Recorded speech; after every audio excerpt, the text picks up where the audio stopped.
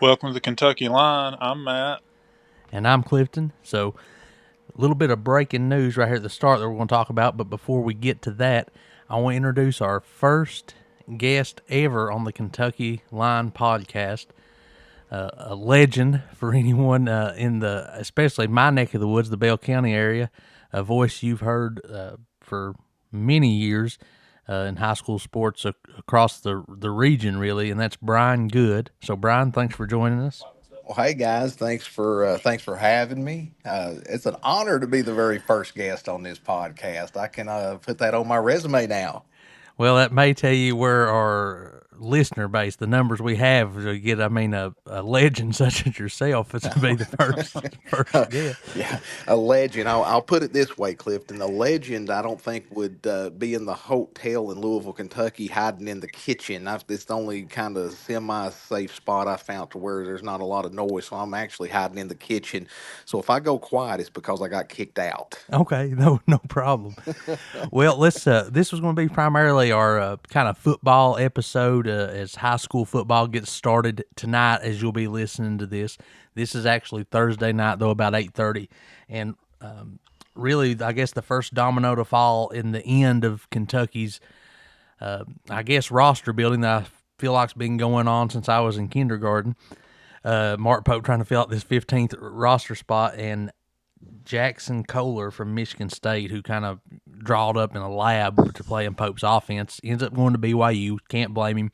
I think I read today from about 15 minutes outside of Provo, going home, but just going to be a great addition to their team. But Matt, any thoughts there? Just as Kentucky missed on one, but more importantly, it's still probably the big fish out there. Mitchell is still there for Kentucky, but it's kind of looks like the SEC is going to fight them a little bit, but we'll talk more about that in probably the next episode, I'm sure. Yeah, I think obviously it would have been Kohler would have been a huge get for us, and like you said, he would have fit. I feel like he'd have fit great in Pope's system, but honestly, I'm not surprised that he chose BYU, and for me, uh, I mean, I would like to have him, but if it was between him and Mitchell, now I know there's no guarantee we're going to get Mitchell, but Right. if it's between he and Mitchell, I want Mitchell, Mm-hmm. and because I think Mitchell puts us at a level, it takes us a notch to where uh, we can, uh, I think Final Four caliber team. And you get to the Final Four, obviously you got a chance to win it all. So, I mean, I'd like to have had him, but I'm okay with it. Yeah, I agree. I think Mitchell's probably the better player. I wonder sometimes if Kohler wouldn't have been a better fit just because I think he brings, a 40% 3-point shooter in that four spot. I think probably you think of like what Andrew Carr was year one, but a healthier and probably better version of that. And also someone with the uncertainty of that five spot, a guy that could play some small ball five for you if you had to. Right. Brian, have you kept up at all with the roster building for the basketball Cats? Be honest, Clifton, that has kind of been on the back burner for me with Yeah. football coming up and having all that starting.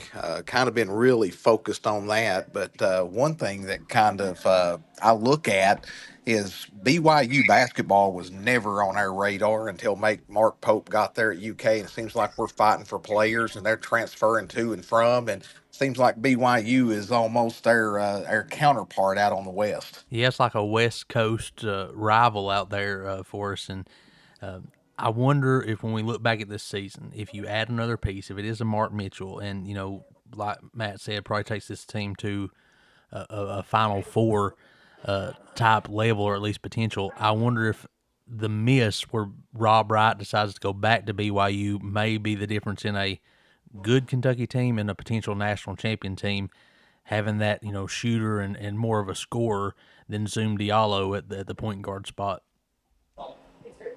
Um, Yeah. but I so was gonna say, I go think ahead. I think definitely that's going to be uh, will be a talk can be a talking point as far as that goes. But um, I think uh, I'd like to say we didn't really miss on Rob Wright because what the word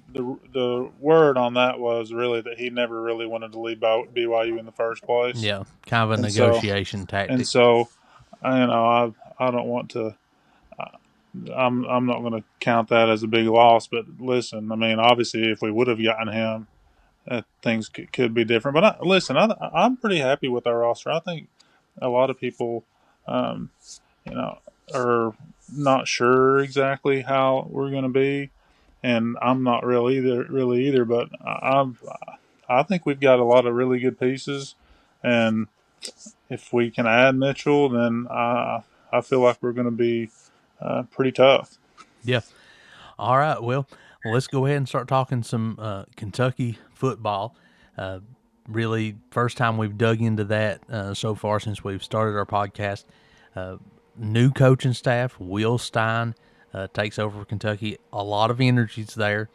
Uh, and I guess if there's one word to describe for me, it's potential. When you look at the roster that we're going to talk about in a minute, there's a lot of guys with a lot of potential. It's just all going to be how well do they come together. So, Matt, starting with you, kind of what were your thoughts on the Will Stein hire and outlook for the season? Well, for me, I thought it was a home run hire for what Kentucky football is wanting to kind of be. Um, I feel like we got a lot of, at least me, and I think a lot of Kentucky fans feel like Mark Stoops did a good job and really, kind of turned the program around. But the level of excitement, especially offensively, was kind of lackluster with him. And I think that Will Stein is going to bring a very exciting brand of football and hopefully a winning brand of football with him. So I think it's awesome. Yeah, 100%. All right, Brian, what about you? What have you thought about the first few months of the Will Stein era? Well, I'm excited, guys. I'll be honest with you. I'm very excited. Got a young guy in there, getting an opportunity to be a head coach. And when's the last time that Kentucky was able to pull a coordinator from a national contender? Right. We're pulling those type guys in, and that's kudos going back to Stoops. He took that over when they were just happy anybody took that job, Mm-hmm. and turned it into something, a couple 10-win seasons, something I had never seen in my lifetime. And you guys, because I'm older than you, so first time in our lifetime that we've been able to see that. And he's turned that into where we're able to go out and get an Oregon coordinator, Mm-hmm. instead of just getting somebody that's just willing to take that position. So I'm really excited. I like some of the additions they've made. I like the quote, and I'm kind of paraphrasing here. I don't remember exactly how Stein said it, but at media days, they said, "Why do you think you're going to win?" And basically, at me. Yeah. And I like that swagger. I like that confidence in a head coach. That Brian Good confidence. That Brian Good confidence, yes, sir. Well, what stood out to me, and it's really nothing necessarily he's done, but it's just been the difference in his philosophy and the energy level.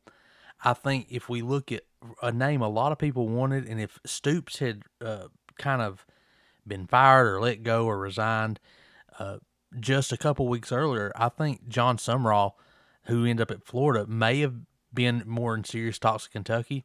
But after I've watched kind of him come into his own and the way he's interacted with the media and some of his takes on things, I think it would have been like a younger version of Stoops. And I think this fan base, really going back to Air Raid in '98 with Tim Couch, has longed for a high-powered offense again. And I think that's something that it's not the Air Raid, but it's there's potential there to score a lot of points, have an exciting offense. And I think Will Stein's going to bring excitement that maybe Sumrall may not been able to reach. So looking at the roster, just is there anybody that stands out to you as somebody you're excited to see play, an area that you have concerns about? Just looking at the roster, what comes to your mind, Matt, for this season?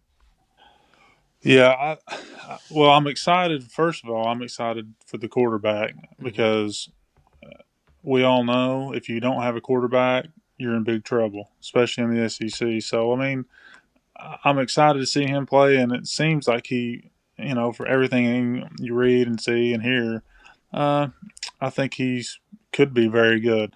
I'm excited about C.J. Baxter, our running back. He's legit. He's the real deal. Um, and having Ty Bryant back on defense obviously is big. And if we can somehow get, uh, is it Afari? Yeah, Alex Safari. That's Alex Afari. If he can somehow get eligible, that will help fill a need that we need at linebacker. And so that would be. I'm excited to kind of see how that goes, and our offensive line. I mean, our offensive line is huge. Yes. I mean, and so I'm excited to see how that goes. And I think there's some question marks at defense only because we're not really sure how our defense is going to be yet. Mm-hmm. But from what I understand, there's a few question marks at receiver. Yep. So, I don't know enough about our receivers honestly, but I mean, I'm just hoping Stein is able to, come up with some things to get these guys open. Yep, 100%. Brian, what about you? Well, Cliff, you know who I'm really excited for is former Notre Dame quarterback Kenny Manchie. I think that he could fit that role very well for a Will Stein offense. Yep. Don't know if we're going to see that 98 air raid numbers, No. but that's a different a different type game, a different game plan than Mm-hmm. what we're going to see in 98. But, the way I look at that, and I love the Irish. And there's three things about a Notre Dame quarterback.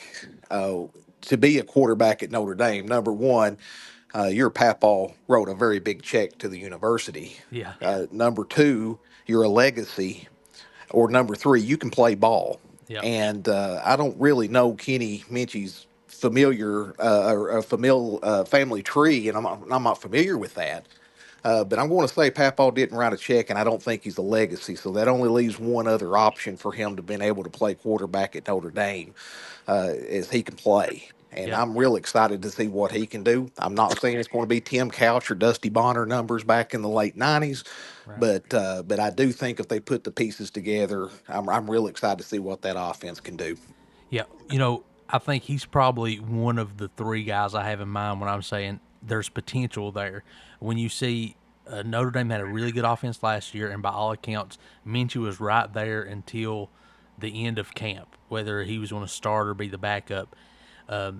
And so I think he has a lot of potential. And another good thing with after this year going to that 5-5 rule for everybody, he's a senior, has a lot of experience, but he's also got 2 years of eligibility left. So he's a guy that come in, build on in year one, and then be kind of a foundational piece for what could be, Stein's first, full class and being able to put everything together in year two. The next guy that kind of stands out to my mind, I think Matt touched on it, C.J. Baxter. He's had injuries at Texas, but coming out of high school, the number one player in America. Played 3 years at Texas. Another guy that has 2 years of eligibility left, even though he's a senior now. It's all about potential. Can he come in, stay healthy? I know they've kind of took care of him through the spring and fall camp. They've limited his touches in any scrimmages or anything.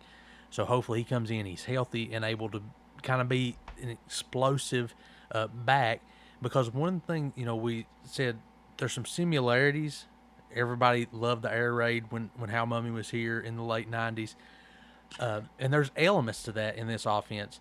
But a lot of it's that there's, short, quick passes. That's some elements.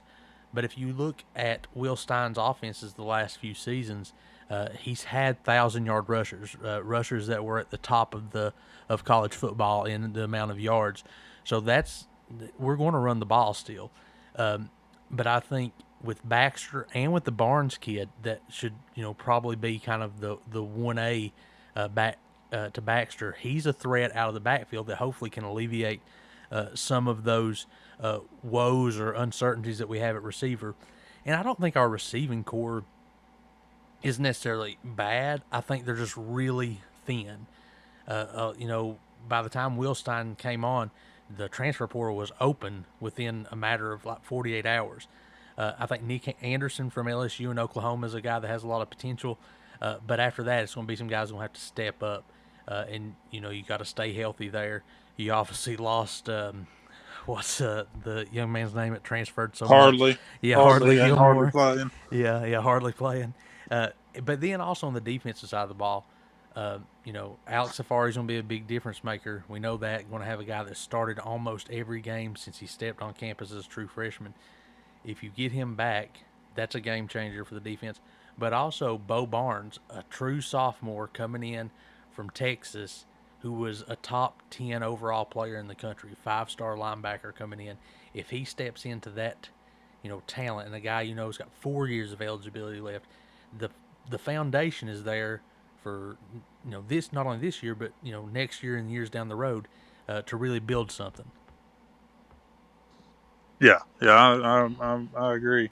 I think uh, we're on the right track as far as I'm concerned to building something special because I think Stein's going to be able to recruit, and Yep, that you've got to get the players, and I think he's going to be able to get the players, and I do so I'm too. excited. I think just the energy and like every hire they make, it feels like a guy, especially at your position coaches, and all the way down to the assistant GM hire they had today, a guy that had been at Ole Miss and had worked kind of in these All Star games and in the NFL, a young guy.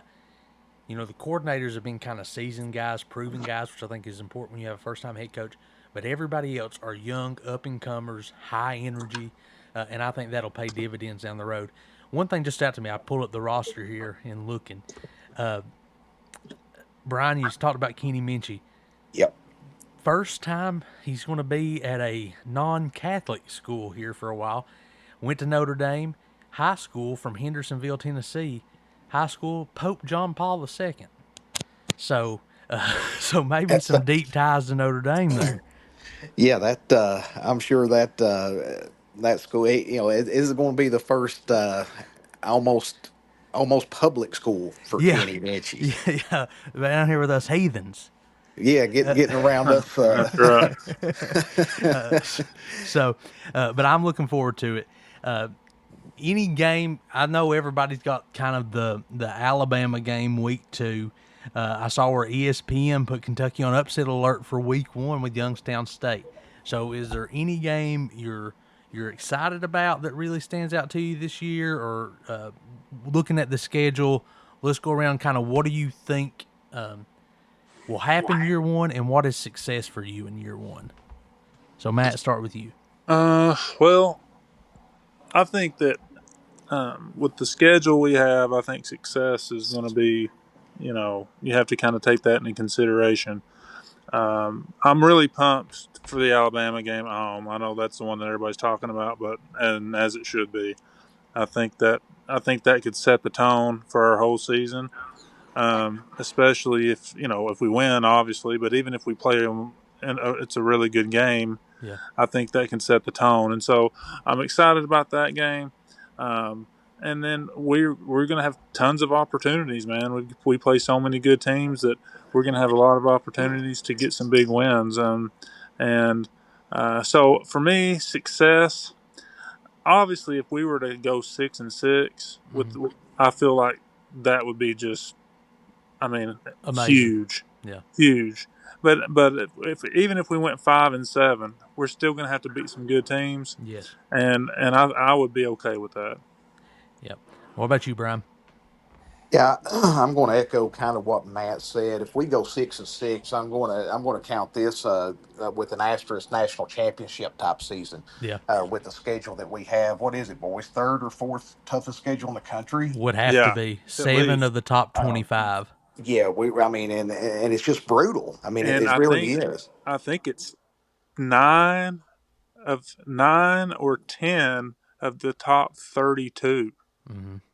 I'm almost positive. I think I would that's right. assume so because outside of Youngstown and South Alabama, you're probably going into the season. The opening lines they set far in advance. You're an underdog in every one of your remaining 10 games. Right. Yep. Yeah, that's a brutal schedule, Mm-hmm. guys. It really is, and uh, I'm looking forward there in middle of October, that LSU game. I Mm-hmm. think if we can, anything can go, boys. if we can stay healthy and they get some injuries, who knows what's going to happen? Lane Kiffin's first year there, trying to adjust into Baton Rouge. Who knows what can happen in that game? I'm looking forward to that. Not saying we're on upset alert right now, Whole new but batch of co-eds down there. yeah, yeah.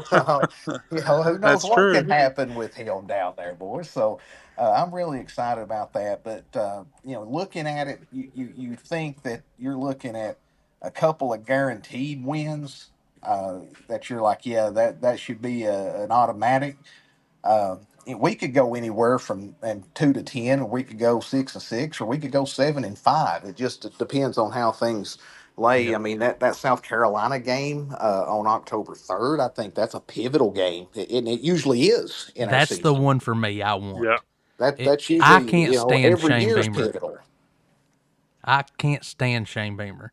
You I don't hope like the picture with him no. shirtless holding the 6 pack by the cooler in the gas A station? family friend of ours used to have a unreal hate for Brad Nessler. And he would text Dad every game Brad Nessler would call Kentucky basketball, and he'd say, "I'd like to get Brad Nessler in a boxing ring and beat his ears off." And Dad would always say, "Bill, he'll kill you." And I kind of feel that way about Shane Beamer. I would sign up for a charity boxing match with Shane Beamer right now. Yeah, that guy, he's a little squirrely, and he So kind of where he dorky, gets on man. my nerves. Matt, Yeah. between me and you, I think we know enough people. We might be able to get that worked out down at the Corbin Arena. Yeah, I think we can down at the Sign city. me Down at up. the, that would we could get you signed up in the Redneck Brawl. I think It's trashy, but if Shane Beamer's there, I'm there. I guarantee you we could get the Redneck Brawl lined up for that. uh, Man, I don't. He's like kind of Dabo without any accomplishments, Exactly. Yeah. and and so, yeah, I'm with you guys though. To me, 6-6, I'm thrilled. He's coach of the year in my opinion in the SEC. I'm honestly going to be happy at 5, and if they only win 4, they've probably beaten 2 pretty good football teams, and that's probably where I would say, all right, that's year 1. Let's build, let's keep people, and at that point, I'm looking, all right, how does he retain, and how does he build going forward?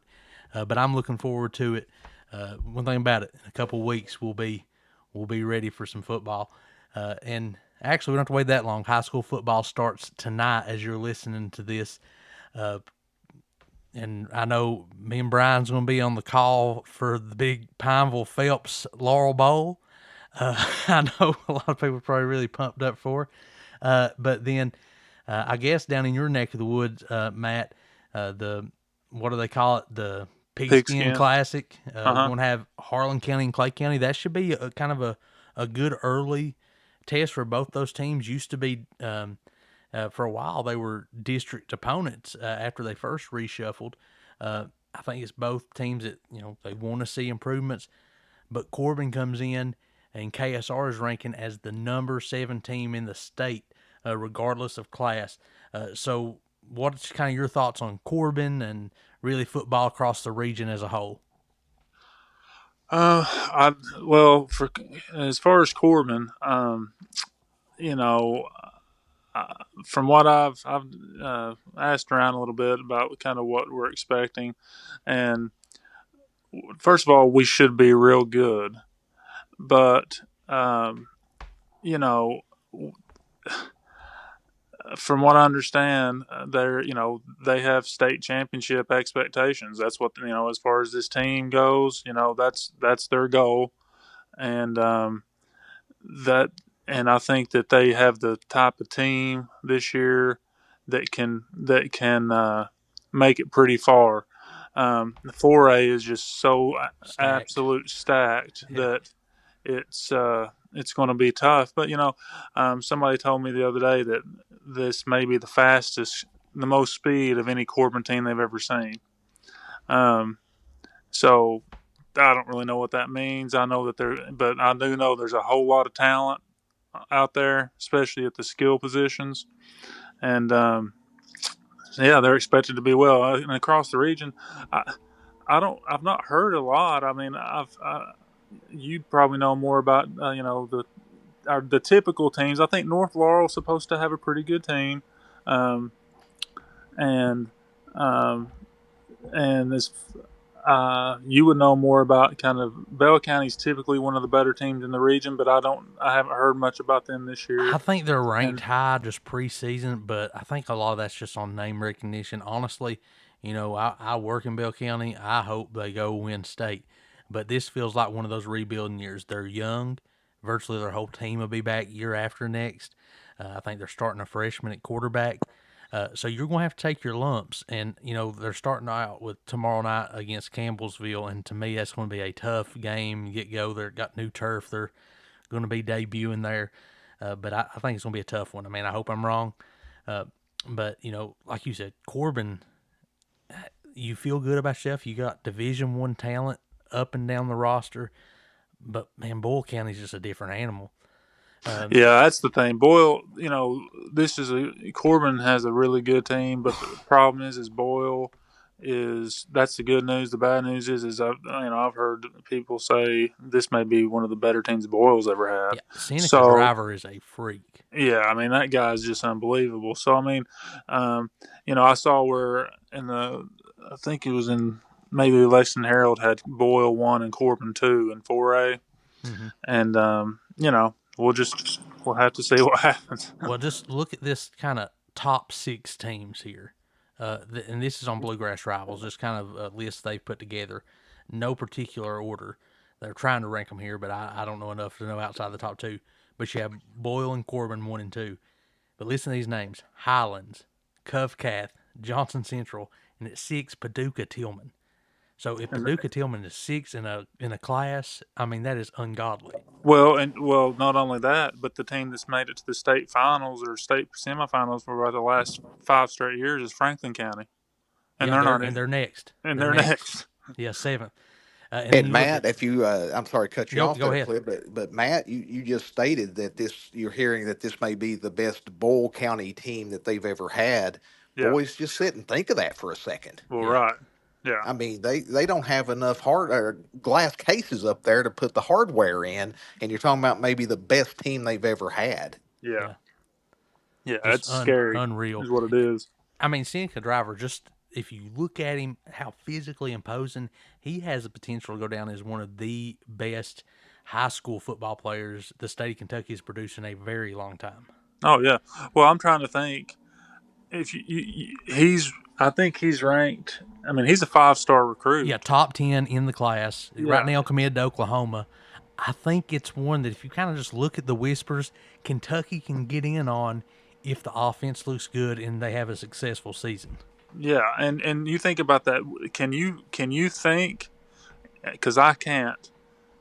Who's the last top 10 recruit that's state of Kentucky's produced? Maybe Damian Harris. Was he a No, top 10 I don't think recruit? he was top 10. He probably wasn't even top 10, was he? No, I think he mean, was like a fringe 5-star. Kind of, some had him a 4. What about the some, kid that went to USC, that played at Boyle?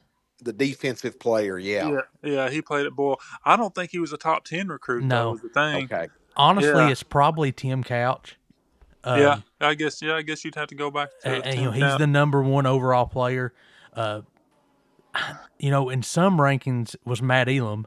Then there was other had him as a 3-star, and they ended up, they were high on him at a 3-star. But Micah Johnson was a high rated recruit. I don't think as high as Seneca Driver. So you're looking at a guy that has wide receiver speed, top end wide receiver speed, and built like a tank. So Yeah. this is a Michael Mayer type. That was at Notre Dame. Was one of those guys that was a freak. I know you got to watch, Brian. Oh, yeah. I think a guy could have impact like him, or a Brock Bowers at Georgia. And if that's he kind can of put together Kentucky could put together a good season, and I know Oregon has had great tight ends. If he can demonstrate that, and they have a guy there in Willie Rodriguez who has potential, all SEC. If he can show that, I think there's a chance to open the door and get Driver to stay home, and that would be huge because he's a guy who comes in and plays day one. Well, yeah, and you mentioned Brock Bowers. Well, he's like Brock Bowers except bigger. Yes. And maybe just as fast. Yeah, I think so. so just think about that and think about how good Brock Bowers is and He was was. as good a tight ends I've ever seen, and I mean, I mean, to look at him, you wouldn't think it, but man, he just everything was perfect. yeah. So I mean, yeah, that kid is he's a special kind of talent. So Boyle is obviously going to be real hard to deal with. Um, and Corbin would rather be in 5A, to be honest with you. Yeah, Um, but that's just how it is, and so, but yeah, they'll have a good team, man. There's a lot of excitement down here as far as for it, but we'll just kind of have to see how the season goes. We play a pretty tough schedule, so you know we'll yeah. just see.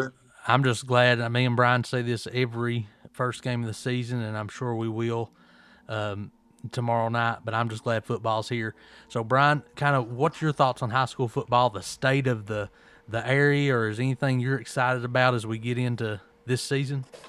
Yeah, I think Corbin is the team of the region this Yeah, year. I cannot dispute that. Being a Middlesboro guy, that kind of hurts my soul to say that a little bit yeah, because they've always traditionally been a rival in the same district for many years. yeah. And now they've kind of separated Middlesboro down to single A, Corbin up to that 4A. But you look at Middlesboro down here right now; they're the number 4 team in Class A ball. Mm-hmm. But they've got the number 2 quarterback in the state right now in Class A, in Deacon Parton. Kid can sling it all over the field, so I think Strong arm. it's a very strong arm, good size, got a good build to Mm-hmm. him. Got a good running back core. Couple brothers over there. They are P. Gilbert, his grandsons, and their brothers, They were impressive last year. and they're back and doing their thing, so they can go. And right wide receiver core, they looking pretty good on it. So Millsboro's got a lot of pieces to be able to compete, but the problem is Clifton, the Yeah, second ranked team in the state of Kentucky, is in their region in Pikeville. yeah. But Millsboro should win that district. I was talking with Jerry Herron from Williamsburg, and he was telling me they're going to probably be down a little bit this year, but next year might be their year for the district. So he's expecting to take a few lumps over there in Williamsburg this year, but probably finish second in that district. I would assume so. Then you got we talked about Bell County a little bit earlier. I'm with you, Clifton. I'm from Bell County. I want to see Bell County go 15-0 and win the state. But they're young. You got to rebuild at some point. There's a point when you got to rebuild, and the Blake Burnett type players don't come in every day. No. He was the second leading passer of all time there at Bell County High School, and just a great all around athlete. And But Bell's all-time interception leader. all That gets time overlooked. yeah, all time strikeout leader and all Yeah. time scoring leader in basketball. So you don't Unreal. replace that kid every day. No. So Bell's going to, they're young, but I think a year or two their time is coming back. Yeah. Me and you got Pineville. Pineville's only got 17 on the roster right now, Clifton. Yeah. So it's going to be a battle. They've got to stay healthy. Yeah. They And have Lynn to. Camp looked about the same way. Yeah, Lynn Camp, I think, dressed 16 in their team photo. So, Yeah. Pineville's got to stay healthy. If not, it could Be a long season. it could get bad because you got to have 11 out there and playing 11 both ways and special teams for that amount of time. Something's bound to happen. Yeah, it's tough. Yeah, it's going to be tough for Yeah. sure. They got Phelps tomorrow, and we've seen Phelps before have pretty good numbers, I think, last year. And then we've also seen him at times where I think the first year we seen him, was it 13 they come in with? Yeah. So you never know what you're going to get. But I just think, you said Middlesboro, I think, is really good. You said their main problem, though, is Pikeville. And I also think Hazard could be one of the most improved teams in 1A. If their scrimmage with Bell High was any, real look at them, they handle Bell County pretty good. And for a 1A school to do that in Hazard, that's saying something. They were down a Yep. little bit by their standards, but I think they've brought in some transfers. Jordan Amos is there now, and I think I could see them being a team that really improves, and I think it's just going to be fun, and I'm glad football's here. So, Brian, we're real appreciative of you being here. So, won't you give us one story, best story you have from all your years of calling games, how long have you been calling games first on the radio? I started basketball in 2003, 2004, and I started football in 2004. So So yeah, what is this, 20, 22. 23? Yeah, 22, 23 years. Yeah, I think this starts my 23rd if I done my math right, I Yeah. think. So You guys are smarter than I, you can do that, but I think that's right. That yeah, sounds right. yep. So give us. I want a couple things. What's the best game you've ever called? Let's stick with football now. We'll have you back on at towards the end of football and getting ready for Yeah, basketball. yeah. So what's best football game you've ever called? Best football game I ever called will probably be at Bradner Stadium, Middlesboro versus Clay County. And I cannot remember the Clay County quarterback's name, but Clifton, he's about your age. Do you remember the kid that was Thought just you were gonna say setting my record? size. That a bowl was that the bowling kid? I cannot remember. I Is he the cannot one that went remember to his name. Moorhead? He may have. He was a stud. He was Yeah, setting I record remember numbers that. over at Clay. I want to think like Well, over 10,000 career passing yards. yeah, he was just unbelievable for Clay County being a basketball school. This guy was just really just coming in and saying, "Hey, we play football here too." But he was at Clay, and Hunter Adams, the Millsboro head coach now, was also quarterback at Middlesboro. And this was a back and forth ball game, and they were fighting. I mean, it was just they were zipping the ball all over the field. A lot of speed on the field, good arms on both sides, defensive. I mean, it was just a battle all night long. And if Clay scored, Middlesboro retaliated. So it's getting late in the game, and Clay's making a drive, and they have a passing score, and they take the lead with something like 11 seconds or something like that on the clock. Clay, I'm on the visitor side in that press box. The place is ecstatic, like they're beating Middlesboro at Middlesboro, and this was something Clay just doesn't do every day. So they're completely losing their minds over there. But there's still time on the clock, and there's still a boy named Hunter Adams that's set to return a kick. And so they kick it off. Hunter gets it around the 15, takes it down the visitor sideline, and takes it all the way to the house to give Middlesboro a walk-off touchdown. Walk off, kickoff return, Yes, unreal. Pretty sweet. unreal. That was probably the best game. And like I say, being a local team there, I graduated from Middlesboro and grew up, and I've watched. I couldn't tell you how many games at Bradner Stadium. That game probably an outsider may think, well, that was just a good high school football game, but for me, being a hometown boy, that was more to that than just a game. So it was a very exciting night for me. Yeah, I can't imagine. We saw a pretty good game my first year calling a few years ago. I guess it's year 4 or 5 for me. And Pineville went there, probably was not expected to compete, did. And was it Middlesboro won kind of on a last play? Or Pineville Yes, had a that was chance at to throw it in? Middlesboro. Yeah, at Middlesboro. And Pineville threw an interception with just like 3 seconds to go on the Yeah, clock. that would have won the game for them. It That would was have it. won the game. Yep, that was it. Yep, that was an excellent ball game. Now, those of you that's listening that do not know Brian Good, he also, in addition to calling all these games, is one of the world class storytellers of all time. So, out of all the Uh, games that you've called, or it doesn't yeah. have to be from a game, or just the setting up your interactions with media folks, what's your best story, Brian, that you Other can than Rock share? Castle a few years ago, Let's let's wait for that one off the air.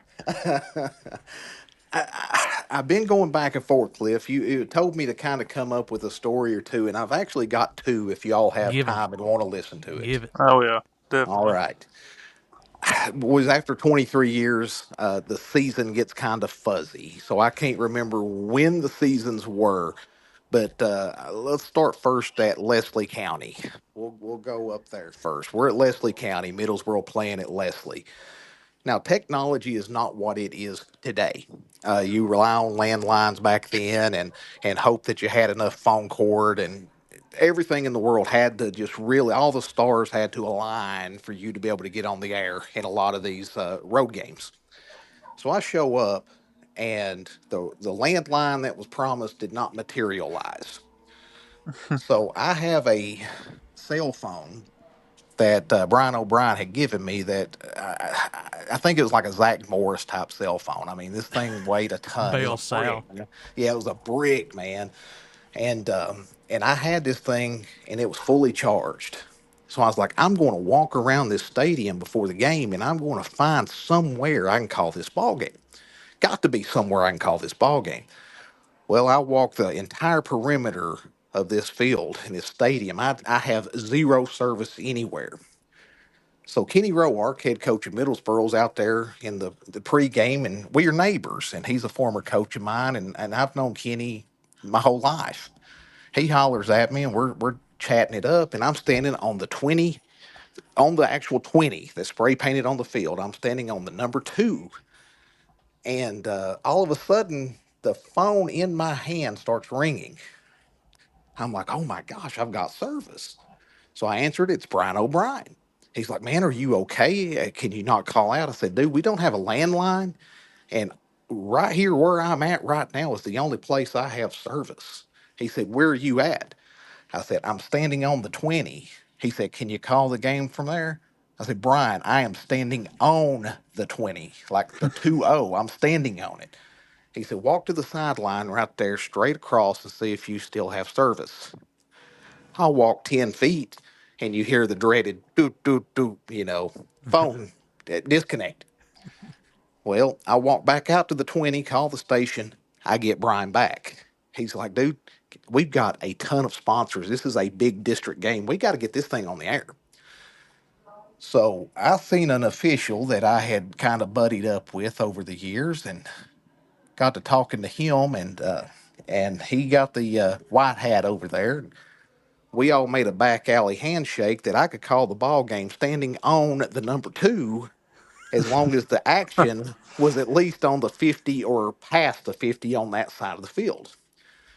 And they told me, they said, if there is a reverse of play and they're coming at you, get off the field. So I was lucky that night that most of the action took place on that other end of the field. So I got about 70% of the ball game called standing in the field of play. That is Well, that hilarious. that is.